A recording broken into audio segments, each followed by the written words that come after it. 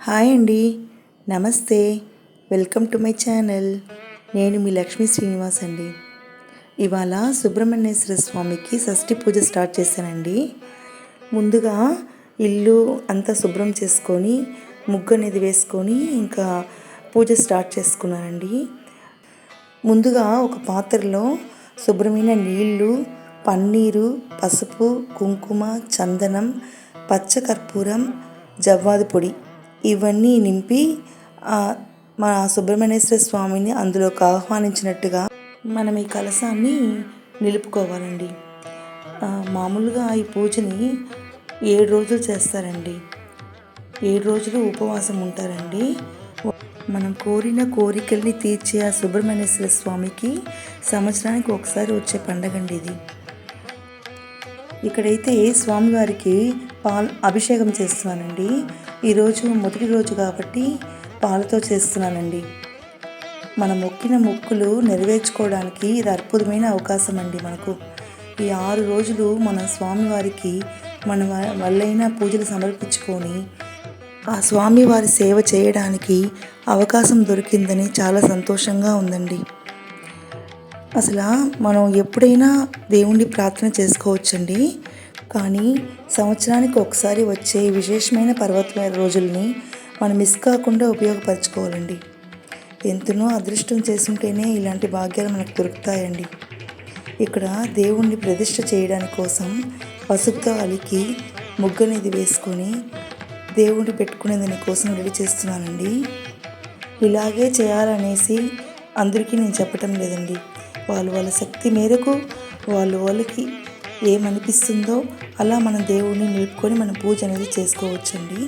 ఉపవాసం కూడా వాళ్ళు అలా ఉంటున్నారు, వీళ్ళు ఇలా ఉంటున్నారు, మనము అలాగే ఉండాలి అనేసి మన ఒళ్ళు ఎలాంటిదో తెలుసుకోకుండా ఇంకొకరిని చూసి మనం చేసుకుంటే అది మన ఒళ్ళు ఆరోగ్యం చాలా దెబ్బతింటుందండి. మన ఒళ్ళు ఎట్టుందో, మన ఆరోగ్యం ఎట్ట సహకరిస్తుందో దాని మేరకు మనం ఉపవాసం అనేది మనం పెట్టుకొని ఈ పూజ అనేది చేసుకోవచ్చండి. ఆ స్వామివారు వచ్చి నాకు ఇలా ఉండాలి, ఇలా చేయాలి అనేసి ఎవరిని ఏమి అడగరండి. మన వల్లైన నియమాలు పాటించుకుంటూ మన శక్తి మేరకు పూజలు చేసుకొని ఆ స్వామివారిని ప్రార్థన చేసుకుంటే దాంట్లో మనకు ఒక మనసు ప్రశాంతత, తృప్తి, మన కోరికలు నెరవేరుతాయన్న ఒక నమ్మకం, ఒక పాజిటివిటీ అంతే.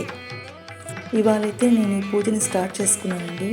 ఇంకా 6 రోజులు కూడా ఈ పూజ అనేది నేను సవ్యంగా చేసుకోవాలని ఆ దేవుణ్ణి ప్రార్థన చేసుకుంటూ ఈ పూజను కంటిన్యూ చేస్తున్నానండి.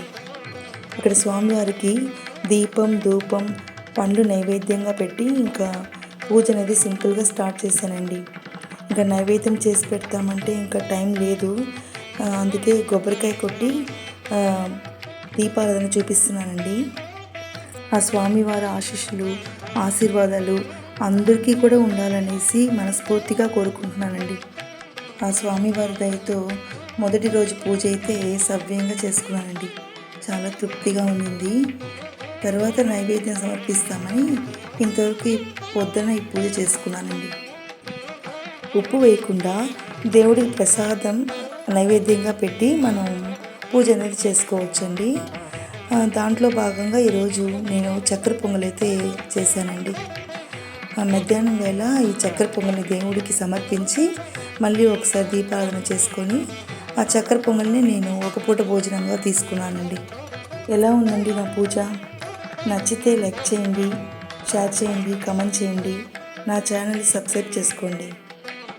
ఇంకా రేపటి పూజ కూడా సవ్యంగా చేసుకోవాలని నా దేవుడు ప్రార్థిస్తూ ఇంతటితో ఈ వ్లాగ్ కంప్లీట్ చేస్తున్నానండి. రేపు ఒక మంచి వ్లాగ్తో మిమ్మల్ని కలుస్తానండి. Thank you. బాయ్ అండి.